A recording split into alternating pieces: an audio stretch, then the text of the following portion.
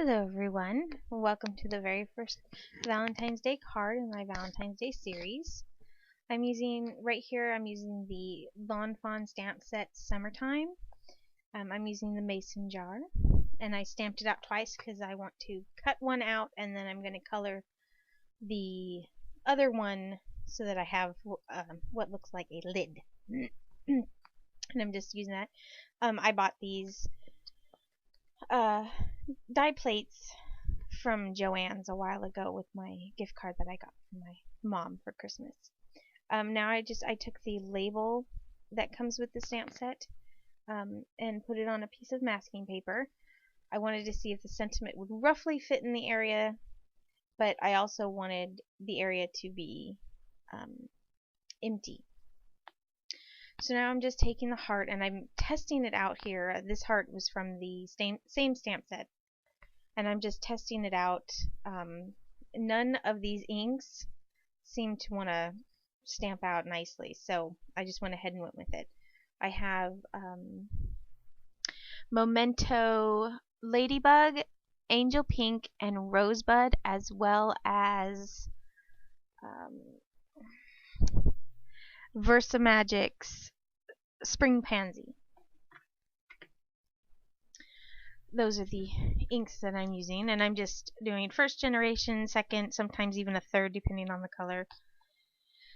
And I'm just kind of stamping them around. These are supposed to look like the candy Sweethearts that you get in the box. And then this ink pad is Versamagic's Pretty Petunia, but it didn't quite work out the way I wanted, so I'm just stamping them up and kind of filling in the spots. Some of them ended up going a little bit outside the line, but I didn't really care so much. I went with it. Excuse me. I'm just pulling the masking off, and there's a rather large opening now. And my original plan was to die cut these out, and I decided that they were just going to be too big for the jar. So I'm just kind of deciding what I'm doing. Clearly I didn't quite know what I was doing. The plan in my head didn't work out as well, and I end up with my Copics, and I'm just using C0,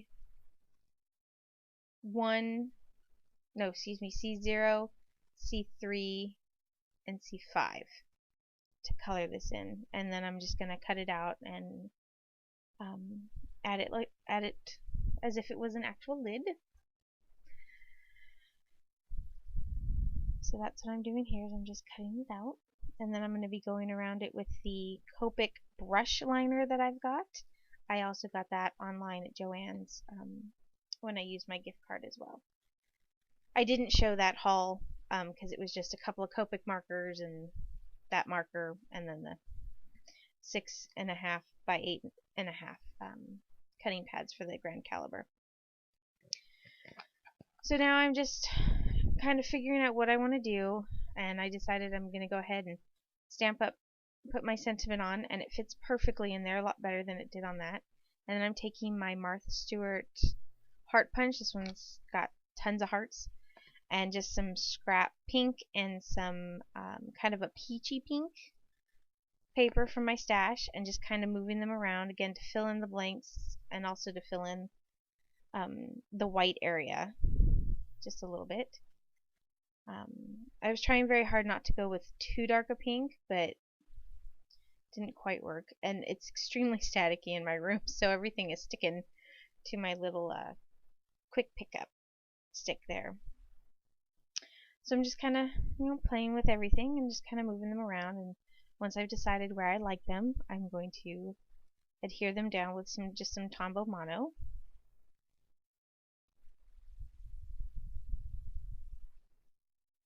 I had been out, the inspiration for this card, I'd actually been out at Target the day before, I believe, and I thought about, I usually get those boxes of heart candy for my kids, and I thought, no, I'm trying really hard not to do candy for them this year. It's a little difficult. Because, I mean, it's Valentine's Day, you always want to do something. So, but I decided I didn't want to do that because they don't always end up eating the boxes, and I can't stand them anymore, and I don't think my husband eats them either. So I figured I'd just nip it in the bud and just not get them. But that's where the inspiration for this card came from. I just thought it would be really cool to do this. And now I'm taking, this is the Falling Hearts from My Favorite Things die, and I'm just running it on. It's on that same pinky peach paper that I punched the hearts out in. This is just the back side of it, and the paper is actually, excuse me, this is a different paper. It's not the same peachy pink. This one is just, it's called Shimmery Pink, Dark Shimmer Dark Pink, and it is oh, I can't seem to find the paper anymore. Give me just a second.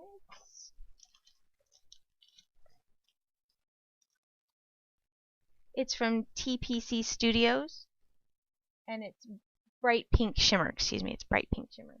And then the card is just a pink card base from the coordinations, and I put it on the smooth side here so it all adhere, and then just put it down with my Tombow Mono. And after I did do the die cut, I put a couple of these little hearts on to just fill in a few spots. And I did realize I didn't quite line this up the way I wanted. I was worried that it would look funny, and I forgot to take into consideration all the extra gaps. So you learn. So I just went ahead and I adhered the background down with Tombow Mono, and now I'm using some foam strips that I'd found at Michael's, and they're just from Recollections, and they're just foam adhesive strips. But I thought these would work really well to hold this into place as opposed to using 20 billion tinier ones. So I'm just sticking that on there. I'm filling the whole thing up so it's really nice and sturdy. I'm sorry that's off camera too. It was really wanted to make sure it was on there. So this is just a pale pink, and then I took the same pink paper that I did on the front and just used the reverse side, so it's a little bit lighter of a pink for the inside, and then just took a couple of hearts and put them just on the corners just to give it a little bit something extra on the inside of the card without doing too much, and then took the really tiny ones and put them on the inside. They just didn't quite want to stick down. I think I had one of them backwards so it didn't want to lay flat, but I put a little tiny heart in each one of them, and I believe that's it. So thank you so much for joining me, and I hope you guys all have a fabulous weekend. Bye now.